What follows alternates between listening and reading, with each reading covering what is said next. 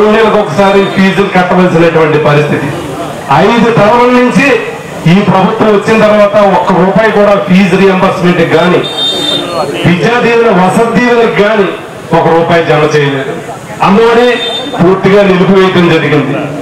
ఈ రోజున ఇంతవరకు 12,000 కోట్ల రూపాయలు ప్రభుత్వం విద్యార్థుల కోసం గతంలో జగన్మోహన్ రెడ్డి గారు ఖర్చు పెడితే ప్రతి సంవత్సరం 4,000 కోట్ల రూపాయలు ఈ రోజున ఖర్చు అయ్యేటువంటి పరిస్థితి కొనసాగిస్తే, కానీ ఈ సంవత్సరం 5 టర్ముల నుంచి ప్రభుత్వం కాలేజీకి చెల్లించవలసినటువంటి ఫీజు బకాయిల కింద అలాగే ఉన్నాయి. మరి విద్యార్థులు ఆందోళన పడేటువంటి పరిస్థితి, విద్యార్థుల తల్లిదండ్రులు ఆందోళనకు గురయ్యి విద్యార్థుల పరీక్షల టైంలో మరి కట్టకపోతే యాజమాన్యాలు ఒత్తిడి చేసి ఇబ్బందులు గురయ్యేటువంటి పరిస్థితి.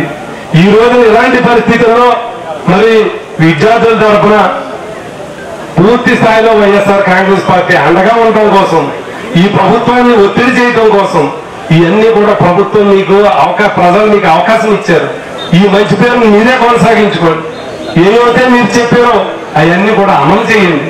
ఎందుకంటే నిరుద్యోగ వృత్తి ఇస్తాను, మరి నెలకు 3,000 రూపాయలు చొప్పున 2 లక్షల మందికి అని చెప్పి ఎన్నికల్లో రావటం జరిగింది. ప్రజలు ఓటేసి ఉన్నారు. ఈ సంవత్సరం బడ్జెట్ లో కనీసం నిరుద్యోగ వృత్తికి కానీ ఈ విద్యా దీవెన వసతి దీవెన కానీ నిధులు కేటాయించకపోవటం మరి ఈ విద్యార్థుల పరిస్థితి ఆందోళనకి చెందవలసినటువంటి పరిస్థితి కాదా అని మీ ద్వారా తెలియపరుస్తూ ఉన్నా.